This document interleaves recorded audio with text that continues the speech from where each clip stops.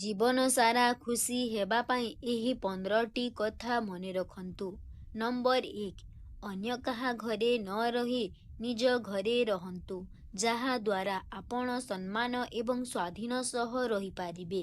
Number 2, ଆପଣଙ୍କ bank balance ଏବଂ ସମସ୍ତ ସମ୍ପତ୍ତି ଆପଣଙ୍କ ନାମରେ ରଖନ୍ତୁ। କାହା ପ୍ରେମରେ ପଡ଼ିବା ପରେ କାହାର ନାମରେ ରଖିବାକୁ ଚିନ୍ତା କରନ୍ତୁ ନାହିଁ।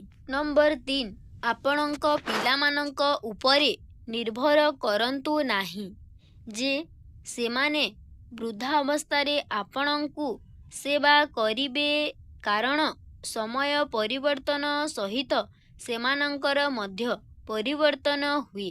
ତେଣୁ ବେଳେ ବେଳେ ସେମାନେ ନ ଚାହିଁକି ବି ତାଙ୍କୁ ଅଲଗା ଡିସିଜନ ନେବାକୁ ପଡ଼ିଥାଏ। ନମ୍ବର 4, ସେହି ଲୋକମାନଙ୍କୁ ଆପଣଙ୍କର ବନ୍ଧୁ ଗୋଷ୍ଠୀରେ ଅନ୍ତର୍ଭୁକ୍ତ କରନ୍ତୁ, ଯେଉଁମାନେ ଆପଣଙ୍କ ଜୀବନକୁ ଖୁସିରେ ଦେଖିବାକୁ ଚାହାନ୍ତି। ନମ୍ବର 5, ନିଜକୁ କାହା ସହିତ ତୁଳନା କର ନାହିଁ ଏବଂ କାହାଠାରୁ କିଛି ଆଶା କର ନାହିଁ।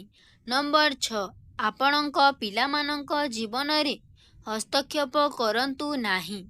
ସେମାନଙ୍କୁ ନିଜ ଇଚ୍ଛାରେ ବଞ୍ଚିବା ପାଇଁ ଦିଅନ୍ତୁ ଏବଂ ଆପଣ ନିଜ ଜୀବନକୁ ନିଜ ପଦ୍ଧତିରେ ବଞ୍ଚନ୍ତୁ। ନମ୍ବର 7, ତୁମର ବୃଦ୍ଧା ଅବସ୍ଥାକୁ ଆଧାର କରି କାହାଠାରୁ ସମ୍ମାନ କିମ୍ବା ସେବା ପାଇବାକୁ ଚେଷ୍ଟା କର ନାହିଁ।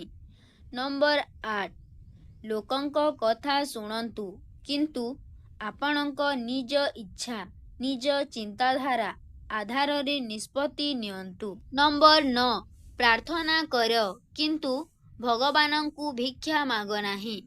ଯଦି ତୁମେ ଭଗବାନଙ୍କ ଠାରୁ କିଛି ମାଗୁଛ, ତେବେ କେବଳ କ୍ଷମା ଏବଂ ସାହସ ମାଗ। ନମ୍ବର 10, ତୁମେ ନିଜ ସ୍ୱାସ୍ଥ୍ୟର ଯତ୍ନ ନିଅ, ଭଲ ପୁଷ୍ଟିକର ଖାଦ୍ୟ ଖାଅ ଏବଂ ଯଥାସମ୍ଭବ ନିଜ ହାତରେ ନିଜ କାମ କର। ନମ୍ବର 11, ତୁମେ ଜୀବନକୁ ଖୁସିରେ ବଞ୍ଚିବାକୁ ଚେଷ୍ଟା କର, ନିଜକୁ ଖୁସି କର ଏବଂ ଅନ୍ୟମାନଙ୍କୁ ମଧ୍ୟ ଖୁସି ରହିବାକୁ ଦିଅ। ନମ୍ବର 12, ପ୍ରତିବର୍ଷ କିଛି ନୂଆ ଜାଗା ବୁଲିବା ପାଇଁ ଯାଆନ୍ତୁ। ଥରେ କିମ୍ବା ଏକାଧିକ ଥର ଏକ ଛୋଟ ଯାତ୍ରା କରନ୍ତୁ। ଏହା ଆପଣଙ୍କ ଜୀବନ ଦୃଷ୍ଟିକୋଣରୁ ବଦଳାଇବ। ନମ୍ବର 13, କୌଣସି ପ୍ରକାର ଦ୍ୱନ୍ଦ୍ୱରୁ ଅଥବା ଝଗଡ଼ାରୁ ଦୂରେଇ ରୁହନ୍ତୁ ଏବଂ ଚାପମୁକ୍ତ ଜୀବନ ଯାପନ କରନ୍ତୁ। 14, ଜୀବନରେ କିଛି ସ୍ଥାୟୀ ରହେ ନାହିଁ। ଚିନ୍ତା, ସମସ୍ୟା, କଷ୍ଟ, ମନି ପ୍ରୋବ୍ଲେମ, ଦୁଃଖ, ଖୁସି ଆଦି କୌଣସି ବିଷୟକୁ ନେଇ ଚିନ୍ତା କର ନାହିଁ। ନମ୍ବର 15, ଆପଣ ଅବସର ପର୍ଯ୍ୟନ୍ତ ଆପଣଙ୍କ ସାମାଜିକ ଦାୟିତ୍ୱ ରେସ୍ପନ୍ସିବିଲିଟି ପୂରଣ କରନ୍ତୁ। ମନେ ରଖନ୍ତୁ, ଆପଣ ନିଜ ପାଇଁ ବଞ୍ଚିବା ଆରମ୍ଭ ନ କରିବା ପର୍ଯ୍ୟନ୍ତ ଆପଣ ଭଲ ଭାବରେ ବଞ୍ଚି ପାରିବେ ନାହିଁ। ନିଜକୁ ଖୁସିରେ ରଖନ୍ତୁ।